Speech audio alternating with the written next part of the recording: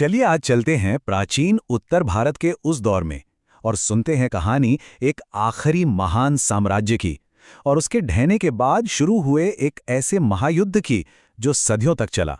ये कहानी है एकता की, बड़ी बड़ी महत्वाकांक्षाओं की और एक बहुत ही विनाशकारी जंग की।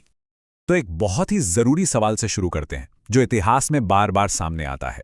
जब कोई बड़ा साम्राज्य गिरता है तो क्या होता है, उसकी जगह कौन लेता है? और जवाब अक्सर होता है केओस, यानी कि अराजकता।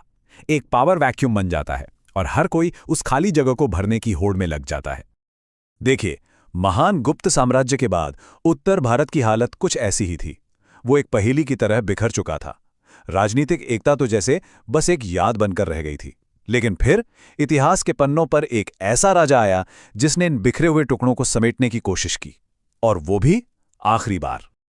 और यहीं से हमारी कहानी का पहला पड़ाव शुरू होता है, एकता का वो आखिरी अध्याय, यानी सम्राट हर्षवर्धन का शासन।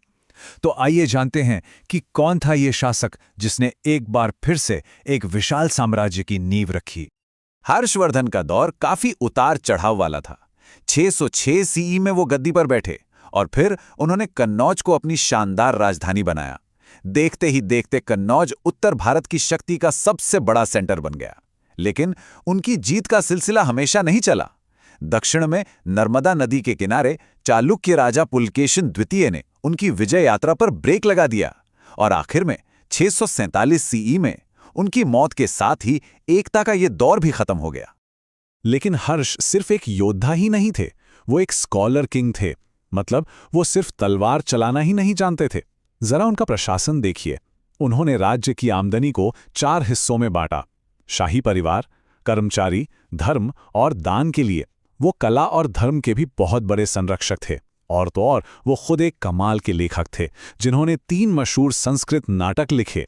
इससे पता चलता है कि वो कितने दूर की सोचते थे। पर जैसा कि अक्सर होता है, एक बड़े लीडर के जाने के बाद सब बिखर जाता है। 647 सीई में हर्ष की मौत के साथ ही एक बहुत बड़ा पावर वैक्यूम, यानी शक्ति का शून्य पैदा हो गया। और इस खाली जगह को भरने का इनाम वो था कन्नौज, उनकी शानदार राजधानी। अब कन्नौज सिर्फ एक शहर नहीं था, वो सत्ता का सबसे बड़ा सिंबल बन चुका था।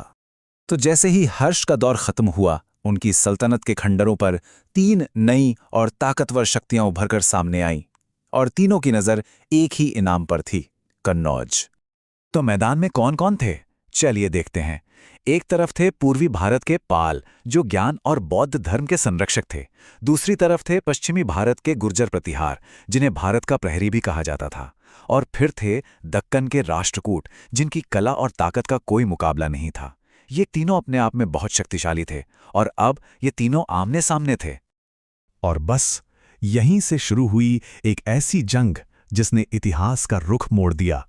कन्नौज के लिए वो महान युद्ध जिसे इतिहास में त्रिपक्षीय संघर्ष के नाम से जाना जाता है।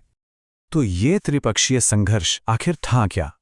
ये पालों, गुर्जर प्रतिहारों और राष्ट्रकूटों के बीच कन्नौज पर कब्जे के लिए लड़ी गई एक लंबी जंग थी। मतलब कोई 1-2 साल नहीं, पूरे 200 साल। सोचिए, पीढ़ी दर पीढ़ी ये लड़ाई चलती रही। पर सवाल ये है कि आखिर क्यों ये तीनों शक्तियां एक शहर के लिए इतना लड़ी? जवाब सीधा सा है। कन्नौज अब सिर्फ एक शहर नहीं था, वो राजनीतिक शक्ति और प्रतिष्ठा का प्रतीक बन गया था। जिसने कन्नौज जीता, समझो उसने पूरे उत्तर भारत पर अपनी धाक जमा ली। ये जमीन से ज्यादा इज्जत की लड़ाई थी। तो आखिर इस लंबी खूनी लड़ाई का नतीजा क्या निकला? क्या कोई जीता? चलिए देखते हैं कि कैसे ये एक ऐसी जीत थी जिसमें दरअसल सब हार गए। ये बर्बादी की पूरी एक चेन रिएक्शन थी। कहानी शुरू होती है हर्ष की मौत से, जिससे कन्नौज पर कब्जे की होड़ मचती है। और फिर शुरू होता है 200 साल लंबा युद्ध। नतीजा, किसी एक को जीत नहीं मिली, बल्कि तीनों ही ताकतें अंदर से खोखली हो गईं। और जब घर का दरवाजा कमजोर हो तो बाहर वाले तो दस्तक देंगे ही। 200। जरा एक पल के लिए इस नंबर के बारे में सोचिए। 200 साल, इतनी लंबी लड़ाई, इसमें तो कई पीढ़ियां आकर चली जाती हैं। 2 सदियों तक लगातार जंग ने इन तीनों महान साम्राज्यों की आर्थिक और सैनिक दोनों ताकतों को निचोड़ कर रख दिया। तो सवाल फिर वही, आखिर जीता कौन? और सच कहूं तो कोई नहीं। कन्नौज पर कब्जा भले ही एक दूसरे के हाथ आता जाता रहा, लेकिन आखिर में ये तीनों ही शक्तियां इस लड़ाई में पूरी तरह से थक गईं, चूर हो गईं। उन्होंने एक दूसरे को इतना कमजोर कर दिया कि असल में कोई विजेता बचा ही नहीं। और यहीं पर इस कहानी का सबसे बड़ा और शायद सबसे दुखद सबक छिपा है। उनकी आपसी लड़ाई ने उन्हें इतना कमजोर कर दिया कि उत्तर पश्चिम से आने वाले तुर्की आक्रमणकारियों के लिए, मतलब गजनी और गोरी के लिए दरवाजा खुल गया। एक तरह से रेड कारपेट बिछ गया। इस एक संघर्ष ने भारत की तकदीर हमेशा के लिए बदल दी।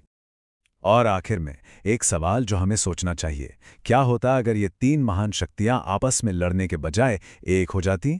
क्या भारत का इतिहास कुछ और होता? ये कहानी हमें एक बहुत ज़रूरी बात सिखाती है कि जब हम आपस में लड़ते हैं तो फायदा हमेशा किसी तीसरे का होता है।